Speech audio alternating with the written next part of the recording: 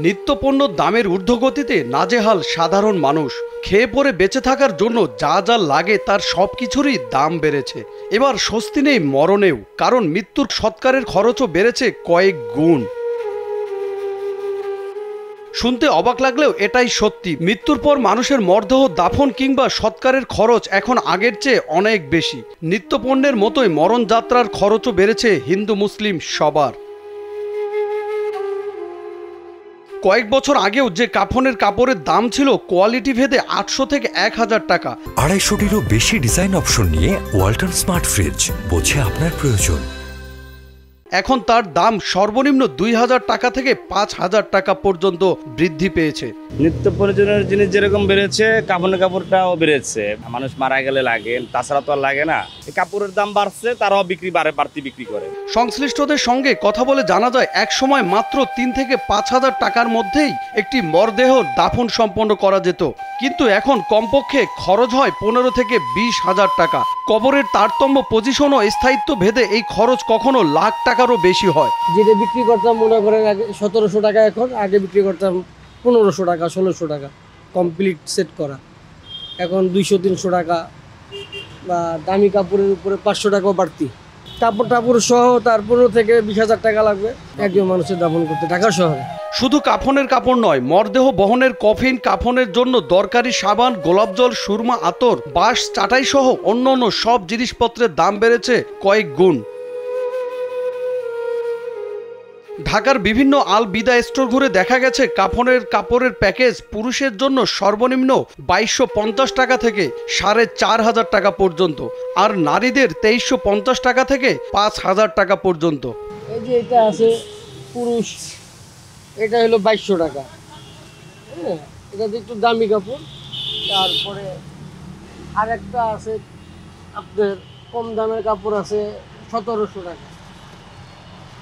এই 1700 টাকা। এই কাপড়টা আমরা বিক্রি করছি আগে 1500 টাকা, 1400 টাকা। এ তো গেল মরদেহের কাফনের খরচের হিসাব। বেড়েছে দাফনের এবং কবরের খরচও। 1 বছরের শিশুর দাফনের জন্য বাঁশ, চাটাই ও কবরের খোঁড়া সহ খরচ হয় 2000 টাকা। 1 থেকে 3 বছরের বাচ্চার জন্য 3000 টাকা। 10 বছর পর্যন্ত বাচ্চাদের খরচ সহ মোট 4000 টাকা খরচ হয় লাশ দাফন করতে। এছাড়াও 10 বছরের বেশি সকলের জন্য ফাড়া বাঁশে কবরের খরচ 6000 টাকা ও গোটা বাঁশের কবরে 8000 টাকা দিতে হয় প্রতিটি লাশ দাফনের জন্য। কবরস্থানের ভিতরে দাফন করার ক্ষেত্রে আমাদের এখানে 2টা রেট করে দেওয়া আছে। একটা হলো আমরা গোটা বাঁশ দিয়ে করি, আরেকটা হলো ফাড়া বাঁশ মধ্য থেকে কাটা হয়। 1 বছরের জন্য আমরা রাখি, সেটা হলো আপনার 6000 টাকা। আর যেটা আপনি মনে করেন গোটা বাঁশ, সেটা আমরা এখানে রাখি 8000 টাকা। শহরের তুলনায় গ্রামে মৃতদেহ দাফনের খরচ কিছুটা কম, কারণ গ্রামে বেশিরভাগ সময় কবরের জন্য জায়গা মৃত ব্যক্তির বা তার আত্মীয়ের হয়। কবর খোঁড়ার জন্য কাউকে দিতে হয় না কোনো পারিশ্রমিক, এমনকি বাসও মেলে খুব সহজেই।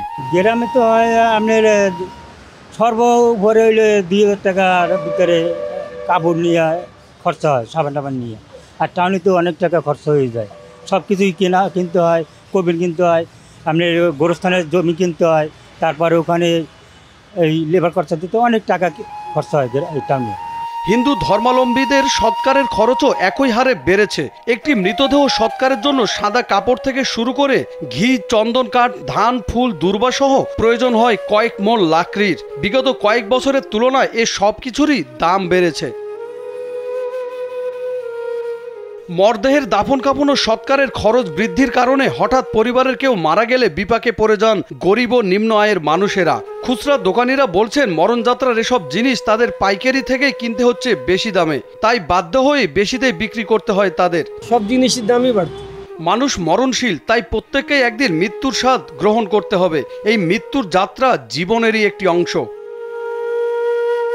দেশে দ্রব্যমূল্যের দাম বৃদ্ধির পাশাপাশি দাম বেড়েছে লাশ দাফনে ব্যবহার করা কফিন, কাফনের কাপড় সহ অন্যান্য জিনিসপত্রেরও।